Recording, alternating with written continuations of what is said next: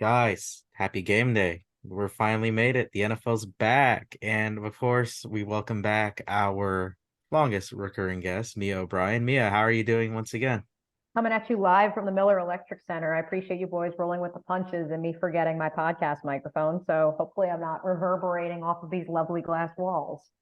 You You sound sound fine. great. Yeah, exactly. You sound great. So, we made it. 53-man cuts have been made. We had our bye week. We made it to NFL kickoff. So, what do you guys want to talk about today? Bueller, Bueller. Trying to think of what else to talk about besides week one Colts matchup, like anything else like specifically. But I'm so dedicated, like locked on week one that all my brain can think about is week one. For sure. I I think the biggest thing right now for this team is just that it is so internally motivated. Being here in the locker room the last 2 days, like my biggest takeaway has been like, as much as they are watching film of the Colts, it is so much more internally motivated. And I asked Evan Ingram about this because every time you ask about why do they have this confidence, because they don't come off as cocky, but clearly there's an excitement with that confidence. And it's almost as if they know something the rest of the league doesn't. And whenever you ask that question, it's about what's in here. It's about what's in here.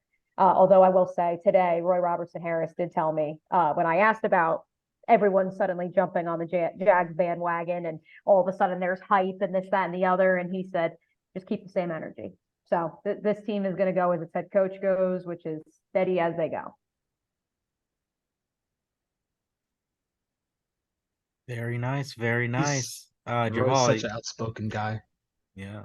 Oh, Roy. Oh, and it's actually, so he'll be our guest on I have to get the name right, the famous automotive and quick lube kickoff show that begins your Jaguars coverage at 8 a.m. on Sunday. And it was just, I asked him specifically because he and I talk a lot like about like leadership philosophy and stuff because he was always so readily to admit last year, like he's not a hoorah, like bang your chest type of guy. He is, I come in, I do my work. I like having one-on-one relationships. I'm not standoffish, but I'm also not the guy that's like, follow me. But he said he's trying to become more and more of that guy. And it was super cool to kind of hear from him about how he's grown into that voice and into speaking out because that wasn't something that he did readily when he first got to the NFL. And so I think you guys will really enjoy that interview. And I think you will enjoy his play in 2023. I know there was a tweet floating around the internet that was upsetting some people for some reason at my headquarters of 1010XL that Roy could be the best defender on the whole team. But I think that could very much be a reality when all is said and done in terms of sheer consistency across the board and doing a lot of things well. Maybe not one thing like crazy.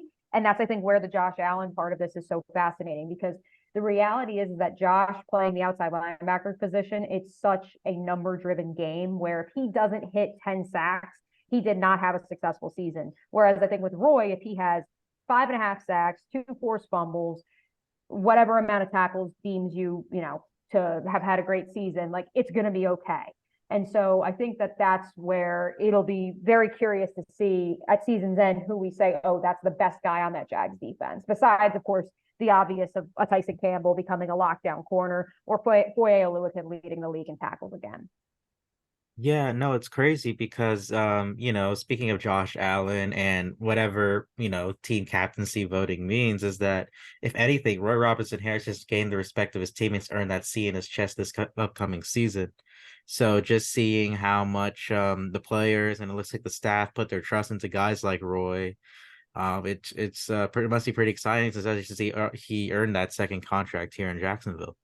Yeah, and I think that that's a real interesting point, John, because and I talked to obviously coaches and players and all that good stuff during the year, but when Josh Allen went absent for a month and a half stretch last year, there were plenty of people, not necessarily in the locker room, but people in the building that were asking me to ask them, how can you say this is our leader and yet he's talking the talk, but is he actually walking the walk?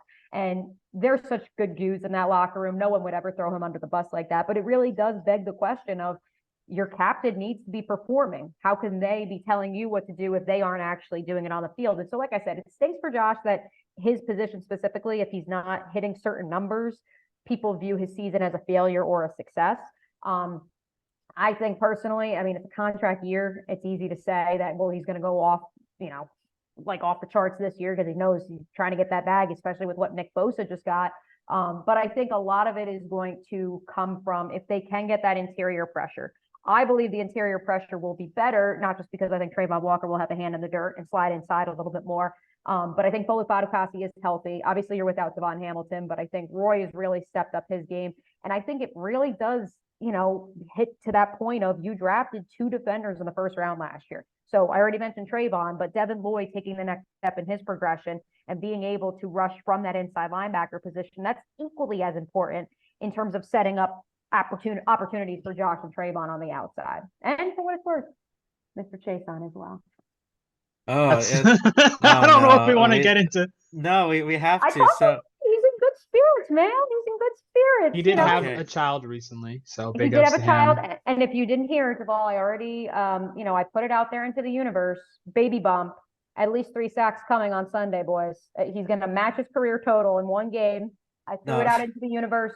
PFT commentator knows about it too. We are on baby, but what do we call baby bump alert? Full baby It, bump alert for Caleb on Chason. do we have to tell her our bet for the season, Javal? I think we yeah, have I to. don't know if Mia's around, but yeah, John and I both have a bet where if Chason has, is it 5 sacks or 4? I don't remember. Five, If five. if he has 5 sacks, we will get custom sack guru jerseys this Oh my year. God. Yes. I will contribute to the fund. Oh no, you don't have to pay Don't us anything. don't You don't. contribute to our foolishness. Yeah, you cannot fund it. This was our own doing, and if he gets 3 sacks on Sunday, we will be happy, but we'll also be like, oh I'm my going. God. It's going to be the most bittersweet 3 sack game I think I would ever see. I So you know. guys forget I'm an Iowa fan, and if you haven't heard about the 25-point tracker, the mandate that their Oh, OC must score at least 25 points. So now, in addition to tracking the drive to 325, I will also be tracking the race to 5 for Sack Guru jerseys. Oh So my just I'm Lord. I'm just ready. just know that if he has a breakout game and you see he's had a tailgate with sack guru jerseys, we are very much Yeah. not looking forward, but looking forward to it. No, I mean, if Chason gets a breakout season, and if all he needed to do was have a child, then God bless him. God, It would be a more great power to problem to him. have. At Great that problem to have. point, just keep on pumping out kids year up. Just pull a Philip Rivers at that point. Get a whole defensive line through for children. That's what I'm saying at that point, if that's what it's gonna take. But really quick, I didn't want to before we go over too quick off the deep end. Going back to talking about like Roy and could he be the best defensive player? I think Mia was right in terms of Josh could have more sacks and even Trevon could both have more sacks than Roy, but just that interior pressure is so important for this team. And I think with honestly before the season, I probably would have guessed it was going to be Hamilton. So we'll see what's it's like. I am excited. Hopefully, we'll see with Devon's status up in the air. But if you have a healthy Hamilton, a healthy Robertson Harris, we'll see Foley. You know, if one of those 3 guys can just take over on the interior, and I'm not saying Aaron Donald take over where he has like 15 and a half sacks for Chris Jones, but they get good pressures and allow those guys, Josh Trevon, to get more sacks off the edge, then we'll see. But I am really excited. And maybe Roy and Trevon, maybe if they're all doing good, then that helps Chase on get those 5 sacks. But You we'll never see. know. I mean, hey, look at it this way. The reason Dewan Smoot really broke out in his 3rd year was because he had Calais, Jan, and then he had Josh Allen. And that 3rd edge rusher allowed for the 4th edge rusher to really explode. Now, I understand Doug keeps saying that Caleb Vaughn is their number 3 outside linebacker, but he's not necessarily their number 3 rusher, if you may. Yeah, Much more edge dropping guy. into coverage. Yeah. Yeah, exactly. And so that's why, listen, for all we know, this was what we needed. We just needed Roy to take the next step. Trayvon takes the next step. And similar to when Smoot was able to finally cash in and get 6 sacks in 2019, it was because those other 3 guys existed. And so maybe that's all Chason needed. And he wasn't healthy last year. We keep hearing he wasn't healthy last year. Keep forgetting about Smoot. Speaking of not being healthy, we'll see Yeah. when he comes back. And I'm really excited.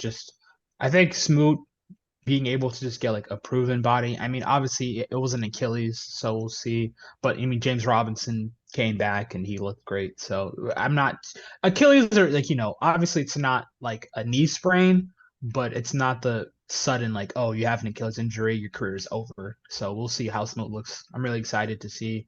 And obviously, we're big Abdullah fans over here. We'll see what he can provide. I mean, ideally, like I don't think he'll play too much. I think he'll probably kind of carve out a role, or maybe with Smoot being inactive, he might get more snaps. I don't know if he's going to be even playing on if he's going to be active Sunday. My guess is he'll see like a few snaps as like the designated fourth rusher, but we'll see. Really excited how the D Yeah. line and everything will kind of handle. Smoot's obviously on the physically unable to perform list. So yesterday, when we were Six allowed games, into right? open locker room, I think 4 weeks. Oh, 4 weeks. 4 weeks now? Yep, Okay. yep, Yeah. 4 weeks. And so yesterday was really the first time we can actually talk to him, because even when we would like see him at practice, it was like he could wave to us, but we couldn't talk to him. And so he and I caught up yesterday, and he's very positive. He is very, very positive. I won't reveal anything else because he told me not to, but he's definitely feeling very, very good right now. And that's obviously an exciting thing to hear, because if you were to tell me he's their third pass rusher, I think you're feeling a lot more comfortable, not only with this defense, but also with Caleb Chase on being that fourth edge rusher.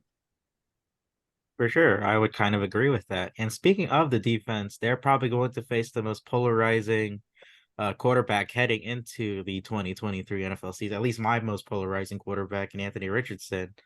I was wondering how much you've seen of him, and what do you think the Jaguars could do to combat his athleticism and strong arm coming Yeah, into so Sunday? I've known Anthony since he was in high school. And so obviously through Denny Thompson, his quarterback trainer, I've been around Anthony. He's been around because, of course, Denny also trained Carson Beck and Jeff Sims. And obviously I covered those guys here in town. And so, Anthony has a lot of God-given abilities. The question is how are they best to be employed, and can they be harnessed? I think we are going to see a chicken or the egg throughout the course of this NFL season, but also down in Gainesville throughout the course of this college football season, of who was to blame for the marriage between Florida and Anthony Richardson never coming to fruition last season. I really don't know, because I've heard from both sides of the story of who was to blame. But what I do know is that Shane Steichen is a guy who has succeeded with zone read, or not zone read, but option quarterbacks in years past, like Jalen Hurts. And we saw this team struggle against quarterbacks that ran the option at times last year, whether that was Jalen Hurts in that hurricane up in Philadelphia, or, which for me is the more glaring of the two, Daniel Jones here at the bank, who just ran all over Jacksonville, despite Jacksonville being such a good defense against the run. Once the quarterback starts running, it's like, wait, what do we do? They rectified that against Lamar Jackson and the Ravens, bringing in that free safety look, which I could see them doing that this week, but I don't think they have to.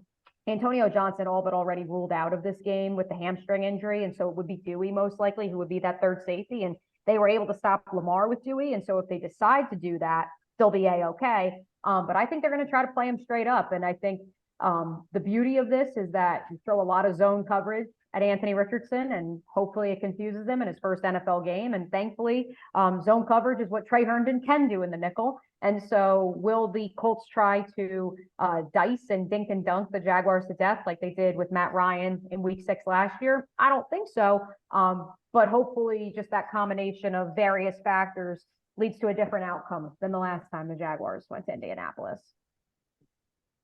I'm glad that you did mention last season's game against the Colts, because that was a very frustrating one for Jacksonville Jaguar fans. But they're going from a guy who's been a 10-year vet to a rookie in his first ever NFL game. I was actually watching a bit of Dunn and Drew earlier, and they were talking about how Anthony Richardson, this is probably the best defense he's ever going to face in his life, or any rookie quarterback going in. Their first week is always going to be the best defense they face in their life for the first time.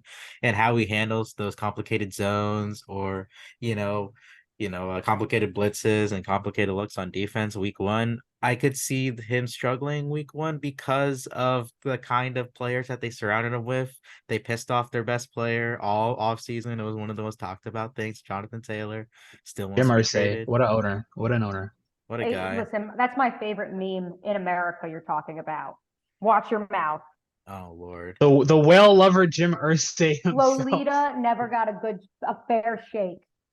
He Rest only in hopped on peace. the Lolita train for a month. If he had hopped on the Lolita train a year ago, she would have been alive today. R.I.P. We're I going to be can't saying the believe that same thing happened. about Anthony Richardson. Nah, he Mm. won't get hit. He won't get hit that much. Yeah.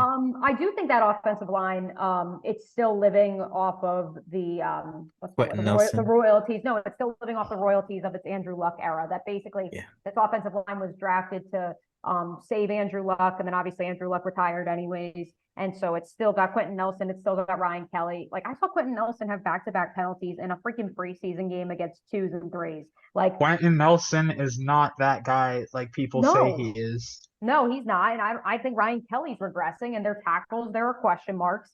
And so, if anything, I don't think the offensive line is a strength for them. And so that's where that coupled with a brand new offense, it's going to be very curious to see. Also, I hate to say it, but like you guys tell me, like Michael Pittman, good college player. Alec Pierce, good college player. Josh Downs, good college player. Elite number one wide receiver. Now, I say that, and I recognize that a year ago we were having that conversation about Christian Kirk, Zay Jones, and Marvin Jones.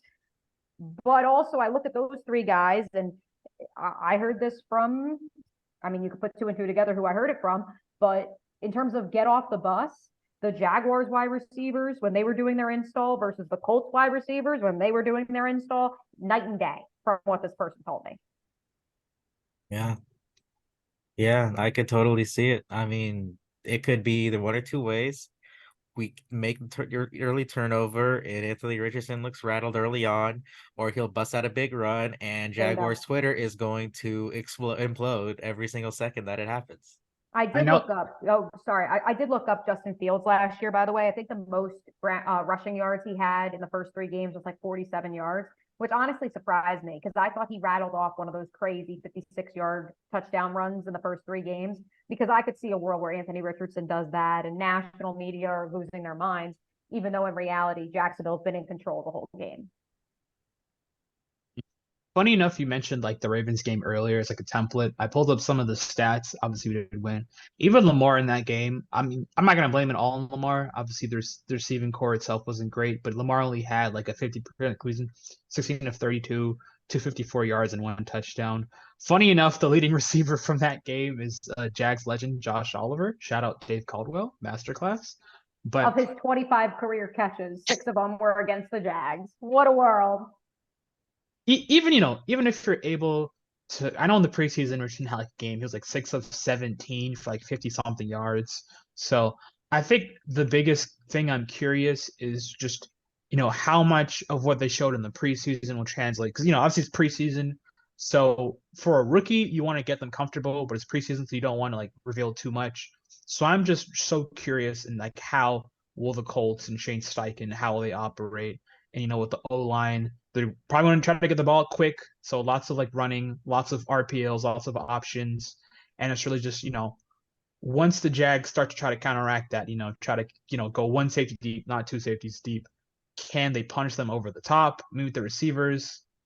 I mean, Pierce had his first touchdown versus now versus Shaq Griffin now in Houston. So Pierce is the one guy where if they're going to get like a bomb over the top, Pierce is probably the one person. Honestly, I think most people would say it's Pittman than Alec Pierce, but I'd rather Mhm. have Tyson cover with Alec Pierce because even if Darius gets to get Michael Pittman, it's gonna be like a 15, like he's not a yard after the catch or like gonna run by you kind of guy. So really curious how the game plan will work. Yeah, and that's what we were just talking about actually in the media room. I wasn't here for Mike Caldwell and the coordinators this morning, but that's been a big question mark of will Tyson Campbell actually trail the number one wide receiver for an opposing team, or are they similar to last year when it was Shaq Griffin to begin the year opposite Tyson Campbell? Are they truly left side, right side? Um, I think you have to. You did against the Raiders, and that's how you first got off the schneid a year ago by placing Tyson Campbell exclusively on Devontae Adams.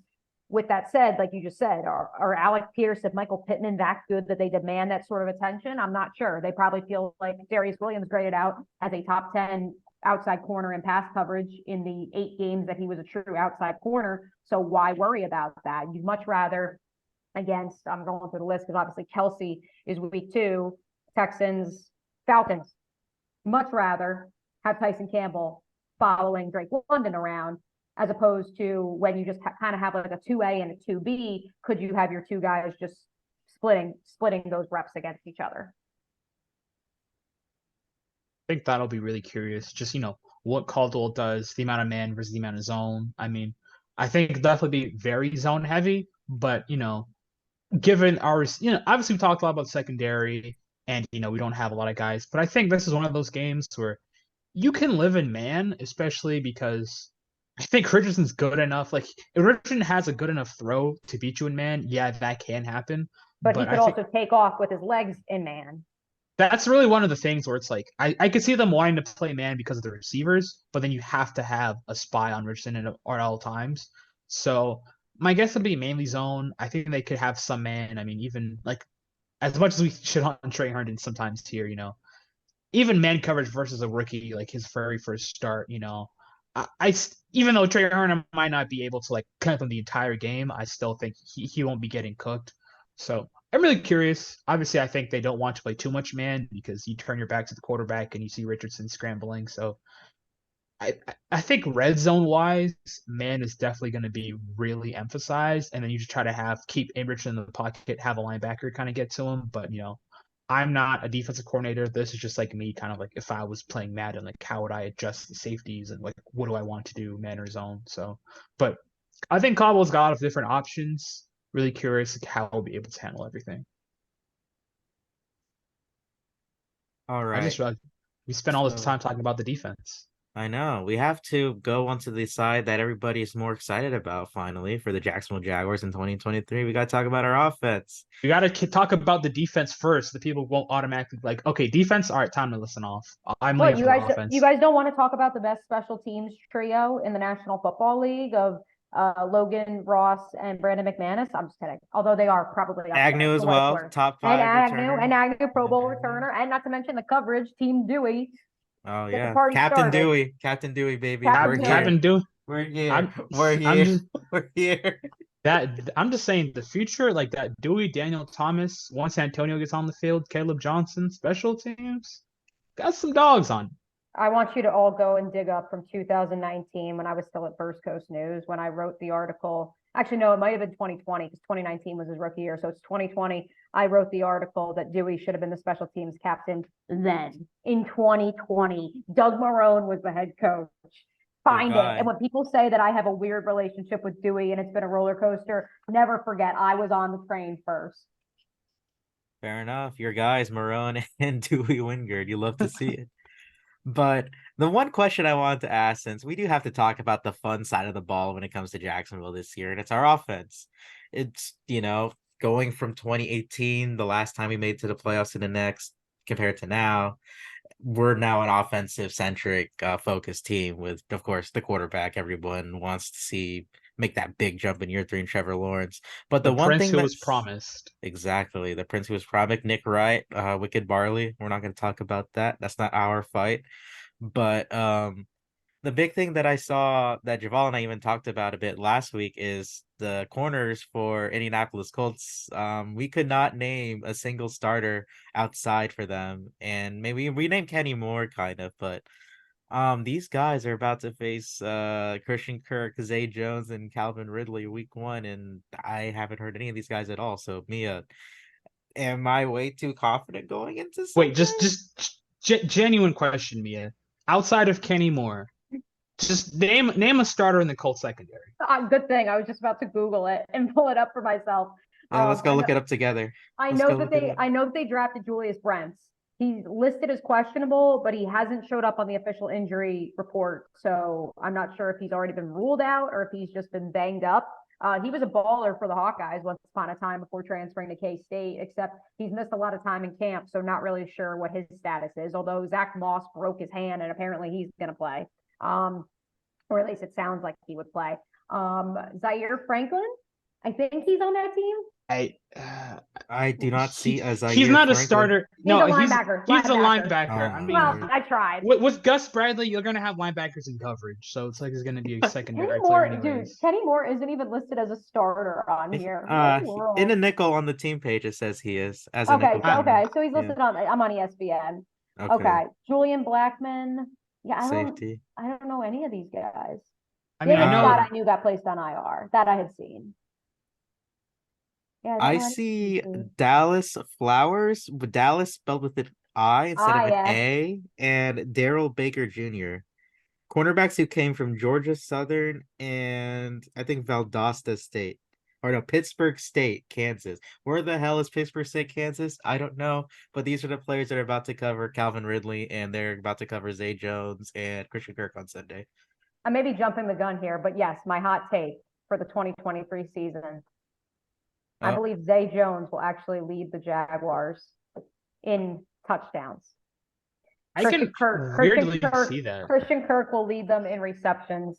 Calvin Ridley will indeed lead them in yards, but that's because he truly is that downfield threat. I just don't see a world in which an opposing defense has 3 lockdown guys in their secondary that can stop all 3 of them and at the also same account time. for Evan Ingram and account for potentially a 2 running back set of Travis Etienne and Tank Bigsby. I just don't see a team that can do that. And so they're going to probably double team or man mark Ridley.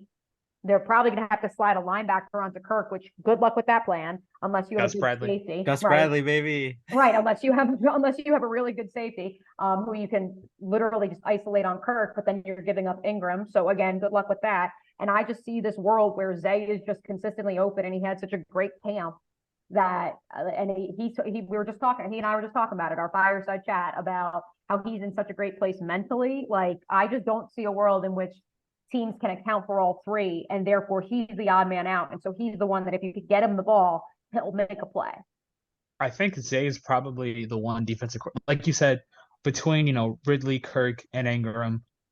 Zay's gonna be like, okay, we're fine leaving Zay one-on-one most of the time because they're just gonna have to. Like, I think if you leave Evan one-on-one with Doug, he's gonna get so creative, just get him the ball in space that you can just like have him run after the catch. We've seen what Kirk can do. We know what Ridley. So I think Zay's just gonna be like, well, we'll leave Zay Jones with like our second or like our second best outside corner. And more often than not, I mean, if you give him a one-on-one opportunities, Trevor and Zay already have good chemistry. They're gonna keep building on that. And I think red zone wise, I could really see like the touchdown thing. So it's gonna be a pretty interesting dynamic to see how it all plays out. Like, let's just look at this Colts depth chart. You tell Oh me boy. who's marking who. Like, obviously, this isn't an exact science, but Yeah. okay. So Kenny Moore's in the slot. So now you're literally taking him out of the game plan to either man mark Christian Kirk or Evan Ingram. So there goes your one corner that we actually knew his name. If Julius Brents plays, my assumption is they'd throw him right into the fire because I don't know Dallas Flowers from Nam. And then they would take Julius Brents and they would put him on Calvin Ridley. And then you're just playing this like former Valdosta State walk-on kid go up against Zay Jones. And then also I haven't even accounted for Evan Ingram, which they're going to place the linebacker on him anyways. And their linebacking core, I mean, Shaq Leonard, you figure you're going to have him rushing the passer. Do you really want to pull a what's his face, Brian Kelly, and take your best pass rusher and drop him into coverage 82% of the time? I don't think you do. It definitely just seems like a pick your poison type of game for the Colts. This is like the first time to see what defensive coordinators are going to do against the Jaguars because I don't know if we're super overconfident that we have so many weapons on our offense, but on paper, sounds like it. And, speaking of the game not being played on paper, I was watching Trevor Lawrence's press conference yesterday, and he says that there's guys who are all the guys too, as much as we praise them for being super talented, a lot of these guys are not going to be looking for numbers throughout the season. They want their wins. Yeah, they want to put up a show for the fans in Jacksonville, but all these guys aren't really going to be for the numbers. It's like whoever opens, and if they can get that W at the end of the day. Yeah, that's what Calvin Ridley literally just told us downstairs in the locker room. Everyone was asking about expectations, emotions for him playing his first game in 2 years. And he just was like, I just want to win. I just want to go play a football game and I want to win. And I think that that's kind of the world that we're living in now is you have some very selfless guys in that locker room who don't care about the numbers and stats. And for what it's worth, the last time and the time before that, and even to an extent back in the 90s, that the Jaguars were good, they were guys that certainly cared about the team, but they also were concerned about their own personal stats. In 2017, that was obviously on the defensive side of the ball, but it's the same exact notion. And so that's what's so weird. And like everyone who I talk to around these players, like moms, wives, dads, like they all echo the same thing. They're all just so weirdly like team oriented. They're all Boy Scouts, but they all like are super competitive. And like every single one of them, 1 through 53, is that way. So I don't know. We'll see if it comes together. Who is the alpha was a big question we had all of last year. We'll see who the alpha is when they actually play a real game. I think one funny note going back to like the stats, I was listening to, I think it was Prisco, Tony, and JP Chat on their pod, and then I think it was a story about I think Pete Prisco was saying how in the '90s like Keenan, he wouldn't ever say it, but like he'd be more happy in like a 10, like not that he'd be upset in a win where he'd be quiet, but he would rather have like a 10 catch 120 touchdown game in a loss than a 2 catch 17 yard in a win. So just kind of funny you mentioned that because like I thought how I'm not saying like he's selfish and like really so like unselfless, but just comparing even like the nature, especially like the skill players. I mean, 2017, obviously like Ramsey had the ego. I mean, there was a lot of guys who had egos, and it worked for a year, but then you kind of sit the locker room. So I think just seeing the camaraderie, especially the wide receivers, I think probably like the room that looks like the closest bond to me is just Trevor and the receivers. Like you can put in Ingram too, but just in terms of like, I think the post the Jags put today, like the wideouts are out of control, and it was like just the wideouts throwing the ball and just kind of having fun. You can tell they're very closely connected, and I think this is a close knit group. So I think the chemistry they have will, allow guys to be unselfish, and I think just given the nature of the offense and how Doug is as a play caller, it's just going to be some weeks, Ridley's going to have a couple over the top catches, and then sometimes it's going to be like Kirk is going to sit in the zone all day long and just get a bunch of catches, and sometimes Zay. So really curious. It's a good problem to have. We just have so many weapons, and we finally have a coach who not only can manage their personalities, but then get them in the best spots on the field and knows like, okay, this defensive coordinator can't stop this. I'm going to call this play 5 times a game. So And then you throw in that the tight end factor too, which I know there was a lot of which is going to be hilarious as we're recording this in about 3 hours time. We'll know if Garrett Prince has been elevated from the Chiefs practice squad to replace Travis Kelce tonight. There I was might so need much. him on my fantasy team. I know, right? Well, it's just so fascinating for me because there was all this, like, especially as Garrett was balling out during the preseason, there was this thought of, well, Doug, he loves his tight ends. And it's like, if you actually go back through the numbers, like, Doug had one tight end, and his name was Zach Ertz, and he was a perennial All-Pro when he was at his peak. And so that's why, like, Doug will work with whatever the personnel is. And it just so happens that this personnel he has currently in the wide receiver room is an elite slot guy, two guys on the edge that can, or on the edge, on the outside that in Ridley and Zay could probably play inside if you needed them to. And then beneath them, you have a Jamal Agnew who could be a gadget type player for you on the depth chart beneath them. Tim Jones, great special teamer. I mean, all the 5 guys that I just listed, and that's before we get to Elijah Cooks, before we get to Parker Washington, they have such different skill sets. And so it's just chess pieces. Like, and in a weird twist of fate, because it's 2 different levels of football, but like when I saw Mike Norvell's Florida State team bowling out, like I was like following all my friends who are in Memphis media, and like they were all like, it's happening again. And it was like, what? And it's happening because when he was at Memphis and he finally got all his pieces, he was just like playing a video game. And that's what it looks like when Doug Peterson has all his guys. And that's what it looked like on Sunday with Mike Norvell. So, or Saturday, or yeah, Sunday, because they did play on Last Sunday. Sunday, yeah. Let's hope this Sunday, it looks like Doug's doing that.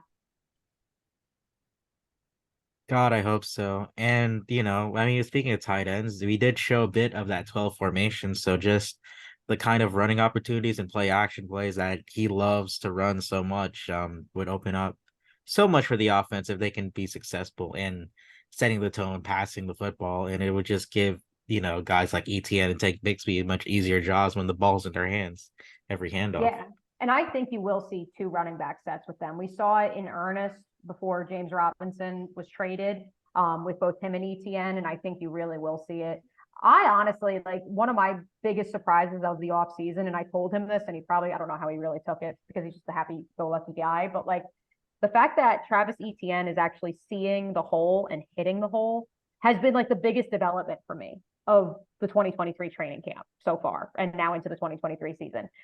Because so often, not that he was pulling a Leonard Fournette and running into the center's butt, but it was a question of like, in between the tackles, where are you going, my guy? And that's why they, at the second half of the season, like the design runs to hit the edge for him, like that's what they were doing because that was the only way they could get him up the field. And whether it's the development of the offensive line or the presence of Bigsby or whatever it is, I just feel like in that Dolphins preseason game, you actually saw Travis Etienne running in between the tackles and finding the hole. And it was like, oh my God, it's finally clicking. And also, we have another guy that can also do that now.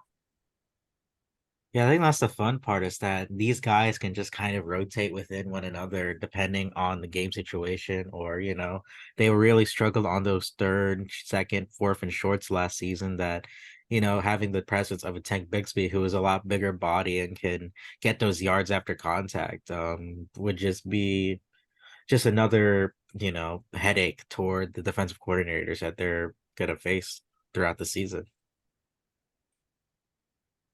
Yeah, it's just fun. I mean, I just hope it all comes together because there's a lot of good stuff. And like I said, the confidence, it's like weird. It's not cocky in the locker room, but it's definitely a vibe of like, we know what we're doing and we don't want the outside world to know because we have this big secret we've been keeping in here and cooking in a lab or in an incubator. Well, it might be the worst kept secret because longtime NFL writer Peter King has us finishing as the 1 seed, and we did see Foye Oluokun talk about that yesterday. How does that reverberate around the locker room that now there is now eyes upon Jacksonville and what they can do throughout the season with such a good schedule and such high expectations going into See, this is the 2023? thing. Like Foye doesn't tell. He came up to me, running up to me just now in the locker room. He goes, "Did you see the big Euro Kentucky got?" And I'm like, "The punter?" And he's like, "No, the 7 foot guard. He's like a Chet Holmgren type." And I'm like these are the conversations I have with Foye. He wants to just talk to me about basketball. But yeah, I mean, they don't care. It's like the Mike Tomlin approach of we do not care. We are going to focus on what's here. I think certainly, like I said, Roy said to me, keep that same energy because I think for him and the guys that were here in 2021, there's a point to prove. You definitely get that every time you talk to Dewey. But with Trevor in this offense, it's just, we're going to go out there. We're going to focus on us. I talked to Evan Ingram about it yesterday, and he said, we're just focused on what's in here. And if we do what we're supposed to do and what we're capable of doing, then yes, all those things will come to fruition. And I don't want to look too far ahead, but this is all about Trevor Lawrence, and this is the year that could get Trevor Lawrence that contract that resets the entire market. So, how do you feel about Trevor Lawrence throughout this whole process leading up to Sunday? Pro is pro. Like he is who we thought he was. I've been saying for months now that $50 million bump the salary cap's going to get, you're literally taking that whole thing and pushing it to the side for Trevor. It's just what it is. That's why every time we speak with Trent Baalke, you can tell there's trepidation in his voice because not that he's not prepared for it, because he definitely has been laying the foundation for that massive contract. And I would think Trevor would be okay if his cap number is smaller on the front end of it to try to help and keep this nucleus intact. But you can tell that whenever we bring up, well, the salary cap's getting a bump, and he's like, yeah, well, I have to pay a quarterback too. He's like, shut up, I know. Right, exactly. So yeah, I mean, Trevor's going to get paid. Trevor's going to be a top 5 quarterback by the end of the year, as long as he's healthy. And it's inevitable at this point. Like it's good because I don't feel like it's just us here in little old Jacksonville preaching that. Everyone sees it. And so that's why I'm just like, well, just keep progressing, especially now with that new Albert Breer piece that came out in Sports Illustrated. I did read that too. I didn't think I read that one yet. Doug was super Jamal's like, ooh, transparent. hold on. Yeah, Let me get that Doug for was after this super podcast. transparent in that story, as far as, quite frankly, throwing Dabo Sweeney completely under the bus, and saying that Trevor got here and really didn't know all that much, like had all the raw talent, but he just did not know how to be a quarterback, which is not knocking Trevor at all. He was literally knocking Dabo like at every turn, which now is hilarious because they've lost 3 or 4. Yeah. Even Travis Etienne yesterday was like, I can't talk about them. And I was like, I thought we after could you get a talk bit of about excuse. Florida, right? Exactly, Colorado. If I speak, if I'm in big trouble, I'm in big Right, trouble, and I don't exactly. take big trouble. Yeah. So listen, he's finally putting it together. He is a willing participant. He's open to coaching. Like,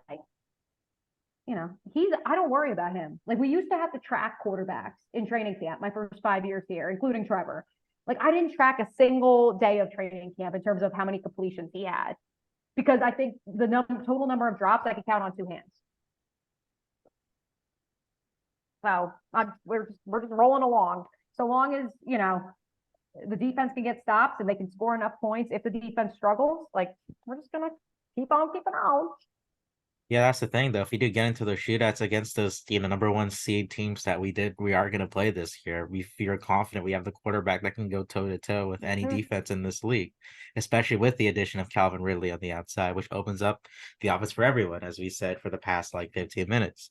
Right. Just We've been saying that for longer, more than 15 minutes. yeah, I've but been you we've know, been saying that since the trade happened. yeah, exactly. We've been talking about, this offense since, yeah, the trade, and we just didn't expect us to have a playoff run in between the Calvin Ridley trade up until now. But now it just seems like it could be a recipe for a special season in Jacksonville.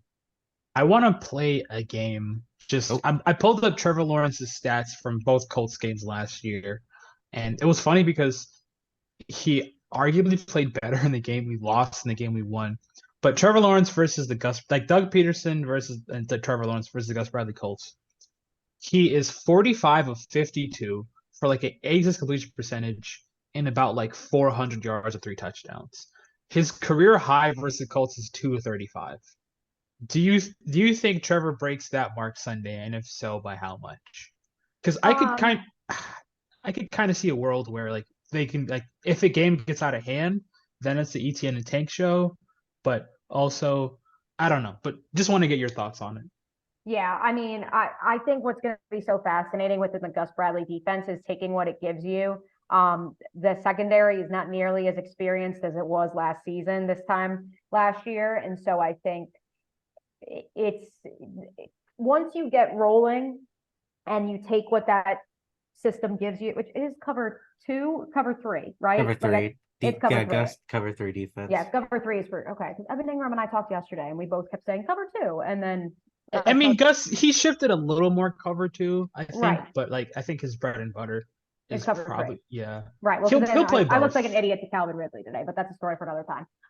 But regardless, the reality is the defense that they play, it's so you have to be so disciplined. And that was what it looked like week two last year. Like it looked like Trevor was having to play within like this is the structure. If you don't play and color within the lines, you won't win the game. And so he was so focused on staying within the lines that it looks like such a cookie cutter game plan. And I think that you will see that at the onset of this game, but then I think what you will see eventually as the game goes on, if the Jaguars are to pull ahead, is more shots downfield and taking advantage of those young guys in the secondary because, quite frankly, the Jaguars have better talent. You see, to Javal's point, that first game that he did play against the Colts, the Jaguars did force a bunch of turnovers as well on Matt Ryan and that offense. So, Right. that's kind of give or take because the Colts gave the Jaguars so much field that Trevor didn't really have to really cook him up the whole 75, 80 yards that he would have if they were just normal offensive possessions.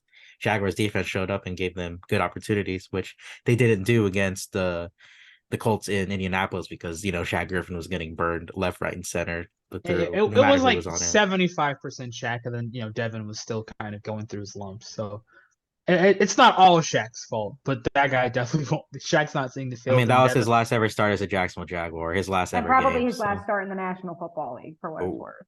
oh, I mean, he's maybe if the Texans go down, he might see a start. But I think also like they picked on Devin Lloyd a lot, and just him being mentally in the right spot will help. Just slow down, especially given that Matt Ryan's he knows how to get the ball quickly. Richardson's still being like, oh crap, I have to like play within the system. I think Richardson's gonna have to play a similar game plan to Trevor, but obviously his inexperience is gonna lead to him like not doing it as simply because like John was saying last year, I remember the game versus the Colts at home. It was like a very efficient game. It wasn't anything crazy. Trevor 25 for 30, 235, 2 touchdowns. But he didn't have to break the game open every single play. So it really just depends on, can Doug get the matchups he want? I remember like there's one play they went to like empty. I think they had two plays where Kirk went to empty motioned out. Oh no, one play Kirk was empty formation, like they played full empty, and then Kirk beat a linebacker in coverage, which is the Gus Bradley defense. So there will be linebackers in coverage. Never forget when Gus Bradley had Travis Benjamin covered by Paul Posluszny, by the way. Never forget that. But for you will. know, he also had a Tyreek Hill being covered by a linebacker. But so if you can just play like an efficient game to start and make the short throws, even in preseason we saw the quick game was working really well with Trevor. Like, he was making two throws to Luke Farrell. So if we can just get the quick game rolling, and then the important thing is just punching it in the red zone, because I was also into another Jags. Bucky Brooks was saying how Gus is gonna try to bend, don't break, and like with all like the big quarterbacks, Holmes, you want to play cover two safeties deep over the top. You want to make it everything short and tackle, and then you get to the end zone, you force a stop, like the Jags what they did versus Miami. They had a not great start to the drive, but then the red zone came, and then Trey Herndon had a nice pass breakup, and then they forced a field goal. So if they can just go like the first couple drives, and then instead of settling for a field goal, just score one touchdown. Like if you end the first quarter and you have 10 points, that's pretty good. You're gonna have to force the Colts to keep up with you at that point. And once you make them try to keep up with you, you can break the game open. Yeah, I mean the offense should just look at the score like immediately and often. But they say short efficient game is nice, but when Calvin really hits that first stop and go for a big play, it's gonna hit Jacksonville like crack in the 80s. You already know it's gonna be something special. The first Ridley, if Ridley scores a touchdown, I am going to be insufferable. I mean, even if he doesn't score a touchdown, if he just has like he could have like a 5 catch, 65-yard game, like like a very pedestrian but still solid game, and I'm like, yep, this is it. We're rolling. This is what we got here. All right, but Mia, you have to go apparently. Got the DM. So thank you for joining us once again. Once again, I mean, you've always been a big help to this show, this YouTube channel, this podcast, and we wanted to say thank you again. And final score prediction before we get out of here. I was going to say I broke enough PR rules today. I just want to make sure I get out of the building at the right time. But appreciate you boys as always for having me on. My final score prediction for Sunday, 27-21 Jags. Ooh, pretty close. All right, Mia, we'll leave you to it, and then Javal and I will make our predictions to ourselves. You have a good rest of your day now. Thank you once Later, again. friends. Later, Bye, later, Mia. later, later, later. All right, Javal, since it's just this two of us once again, we'll just leave it at score predictions. Almost been an hour since we started. We know what we think about both the defense and the offense, good and bad, or potentially bad, or potentially good. So what do you think is going to be the final score on Sunday? Well, the Jags' highest scoring games in Indy have been 27 points 3 times. They're 2-1, which the one last came last year. Thank you, Shaq Griffin. But fingers crossed they break that and they get to. I want to. My heart wants to go with like we're gonna score 35, but my brain is like, I'll say 28-20, where it's like a close-ish game. Like the Jags are kind of like mainly in control. Richardson just has like one run where the defense played well, but like one missed tackle, and then he's in the end zone. And then the game's like a little uncomfortable, but then I still want to say the Jags have more than enough discipline to handle the Colts. So I'll say 28-20, but I'm still like as excited as I am for the season. I'm still like, are we gonna like have that week 1 game versus the Colts, or we just don't play like we So should? it'd just be like the Commanders game last season, where it's like, God, just a couple slip ups, and then we're just like that. But guess what? I'm not going to be scared. I am confident in this offense, and Anthony Richardson might get that big run or two that we are so fearful of. But it's just gonna be where the offense will just do whatever it wants against the Gus Bradley defense. And I will say 41-17 Jacksonville. Because if we're thinking Trevor Lawrence is a guy he's supposed to be, we have the number one receiver who is getting open at any time a Gus Bradley type of defense would get 10 yards of separation over Calvin Ridley. Not saying that that's what he's going to do, but you can totally see them just giving guys like Ridley and guys like Zay and guys like Christian Kirk way too much space to operate. And, let me be confident for once. 41-17. It's just gonna be a blowout early on, and we're just gonna relax for 2:30 until the rest of the game. Okay, I guess one. I'm trying to think of like more than just score predictions, like like in game. Yeah, we gotta have Does one it bold does prediction. Richardson have? Does he throw an interception? Yes, And if he throws an interception, who's he throwing it to? one of the linebackers. I'll say Devin Lloyd. He just throws it right at him. It's just gonna be one of those like plays. Or when I was looking at the preseason game against the Eagles too, there was a lot of plays where he was just throwing, those like those Blake Bortles type of passes where it just get batted toward the line. Yeah, You gotta exactly. stick the tongue out, and you just really gotta like flick that, Yeah. like have the elbow and like that 360 motion. Because I the mean, first pass batted on the line. I don't know if I wanted to say for the Mia, but I was gonna say first pass is batted on the line. We call him Black Bortles because the way that he could play and the number two, it just is very very Blake oh Bortles like. man, We're gonna have to take that whenever whenever it kicks off on Sunday. Whenever he makes that first mistake, if it looks I'm like very Bortles esque. I don't see the Colts trying to pass outside the number. Like, I mean, I could see them trying to, but my guess is they try to do most of the stuff like quick over the middle. If they Yeah, do pass outside the numbers, it's going to be like quick routes, like a curl or a hitch. I don't think they're really going to try to throw over the push the top as ball. much. I think he only does it when he runs outside of the pocket, and the gameplay should be do not let this fucking man outside of the pocket. So I want to say honestly, maybe right because I might obviously I want to go with Cisco, but I think Cisco will have the most interceptions. So like to not go with Cisco, Mm-hmm. I think Would be a detriment to your own brain. Yeah. Rayshawn or Lloyd, but Lloyd makes a lot of sense. I didn't even realize that Foye, as well as he played, didn't have a pick last year. So Hmm. maybe he changes that.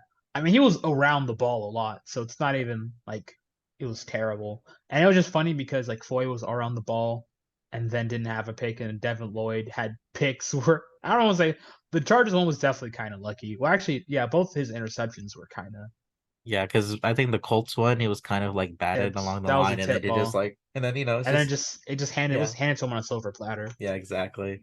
And So then the Colts one, yeah, guys like trying to make a play. Like I think it was Campbell who was it who had the hand on the ball first, and then of course Devin Lloyd just kind of saw ball, got ball, and then gave Jaguars tremendous field position. And I hope that just happens again on Sunday. That would be very nice if we can just get hands on the ball in the air, defense gets ball, gives offense short field of possession.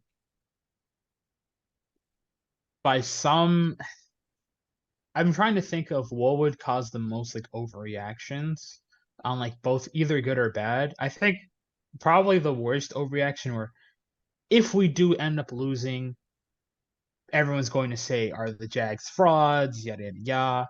And obviously after we went through last season, I won't say the ship is sinking, but I just want if it was any other team that wasn't in the division, I think I could be fine with week one loss more. But just in terms of, you have to win one of the easiest divisions in football. Because the only team I think we're gonna split with realistically is the Titans. So Hmm. if it would be really Jags actually if they end up going like 5-1, but like sweep the Titans just to split with the Colts. So Yeah. now that I say that, I'm like kind of Or the scared. Texans. The Texans could be a team where we can easily split because we never play well over there, and they always play us well too. I think they have Actually, like a 66 win percentage against us, which is pretty pathetic. I'm trying to be at that game in Houston because Are you? yeah, I'm gonna because it's near Thanksgiving and I Oh. should be in Houston Thanksgiving time, so I'm thinking I'll probably try to stay at tailgate with the Jags fans in attendance. So we'll see for Houston, but yeah, I guess just no matter what happens, week one, try not to overreact unless it's all good, which in that case you do overreact. But yeah, if Calvin really does literally anything good, then I will be unsufferable on the timeline. So there's that. Like I said, we'll hit like crack in the 80s. If he gets that big stop and go, or just a big deep route down the middle, I'm or trying to think of like the offensive player who nobody like the guy who's gonna score a touchdown that nobody's seen coming. Luke Farrell. It had to Oh be man, someone in the 12 formation that was just like, oh, we're gonna watch the running back, we're gonna watch Christian Kirk, we're gonna watch. Oh, here's the second or third string tight end, wide open, back in the end zone, and Trevor just like, I think that's mainly it. It's been right about an hour. So, but man, I literally cannot believe just a few hours come on, we've we got got the to do it. Chiefs. Off season's over. It's time. It's time. We're here. We're here. Let's throw it. It's game time, baby. Let's go. To Let's think go. the next podcast we'll be doing will be a Jags post game recap, and we're either going to be, oh my fucking gosh, we lost to the Colts, or Our oh my gosh, Calvin really is gonna go for 2,200 yards. Oh my God, can you imagine? I mean, yeah, I can imagine the latter part, especially because if It's Trevor is as good as we think he is, it's yeah, gonna he's gonna be throw the football. extreme reactions. One with either end of the spectrum, it's gonna be extreme overreactions, and I am all for it. I'm all here for it, baby. Caleb on Chase on 3 set game. Mia, if you're Okay, right, that I that that might be she's too. not here Let's anymore. You're like let's be realistic now. Let we're being nice, but now we can pump the brakes a bit. can you imagine though Dear the reaction on the timeline? dear God, if Chason He's already has a halfway there. He's already halfway there after it week would one. actually be very it would be very Chason-esque if he has like one breakout game and then plays the rest and then has like no sacks. If he has like 3 sacks week one and ends the year with like 3.5 sacks, I will literally die laughing. Imagine he has But that Calais Campbell type game where he gets like 5 sacks in his first game this if season. I if would. he's if he somehow fucked around and won the entire bet in a single game, I mean, dude, we literally have to show up to Kansas City in sack jerseys. yeah, we would have to make it happen like immediately. That's the thing Oh though. my Whenever it fucking happens, it has to be like immediate. That's two I'm hundred pro- fifty dollars down the drain that I do not have that I got to find. well, Mia said she's gonna build the fun. I think like the best possible outcome is it happens playoff time Yeah, because it would be like fun. But I know like the earlier if it happens, which is still a big hypothetical we're talking about, if it yeah. happens like early on in the season and we show up to like tailgates and Sacker jerseys, people are gonna look at us like, what the fuck? But he's like kind of good this year. Matching, So yeah, matching Saguru jerseys. oh man, I can't wait. Just a couple more weeks until first tailgate of the year. I know. My You're gonna be there, right? Guess I'm gonna be there. Casamigos will be there as well. I Oh my can't lord. wait. You saw what happened to me. I'm gonna try to bar myself from drinking, but no promises. I'll probably a couple drinks. Only one Casamigos table moment I for me. I'm so tempted to just buy like a pint myself. Oh, you're gonna Like buy a just bottle? I have a I'll bottle see. still here. You got to, man. First tailgate of the year, you gotta just bring one. They don't I'm even br- I'm care if you I'm tell gonna them you're try to going to. bring. I'm gonna try to get something special for the first tailgate. If I you don't know get what. one, I will split shoot for that bottle. How about that to make it All easier right, for you? okay. I'll make sure to stop at the Wawa before, gotta make sure. But For sure. I mean, I'm so excited unless the Jags sit the bed week one and we lose by like 25 points. But other than that, I'm really excited. Trevor Yeah. Lawrence might win MVP this year. I should have told damn, I forgot to tell Mia about my bet. Top three MVP race, and he's gonna finish top three, and I get $100 from a Falcons fan who hates Trevor's guts since Clemson. I Look don't on know the why, bright but side. You'll be able to use the $100 you get from the bet for the Sack Group jersey. So it's oh, imagine that's the reason why I can pay for my. Oh man. I think Well, Trevor Lawrence deserves to win MVP if we have to get a Sat Guru jersey, that's somehow Trevor's fault. So yeah, he's MVP for that. yeah, that's fair enough. All right, Javal, we'll leave it to it. Oh my God, I'm so excited for Sunday after this hour talk with you and with Mia. Again, thank you everyone for watching the Jagged Edge. It's been a wild ride to get to the off season up until week one this Sunday. Happy football. Welcome back. We have the Chiefs tonight. We'll talk with another Travis reporter next Kelsey, week. please play. I need you for my fantasy team. But also, if you would take 2 weeks off, we don't blame you. Or Yeah, take 2 weeks off. no, the dream is that he plays tonight and is like goes for like off, and then he's like, yeah, I took my knee, I got to sit out week two. No, Yeah. actually, nah, I want to beat the Chiefs with Kelsey. Well, that's the thing though, is that yeah, if he rests today, he's more than likely going to play next Sunday. So let's see what the Chiefs do. They have like a tremendous amount of weapons. But like I said, we have another reporter next week lined up for us to talk to about that game. But we're on to week one. We're on to 2023. And everybody, have a good rest of your day. Javal, I will see you hopefully after the game on Sunday that we can talk a little bit. Maybe there's like a quick 15 to 30-minute recap we can do. And then yeah, we'll see you guys when we see you. Have a good rest of your day.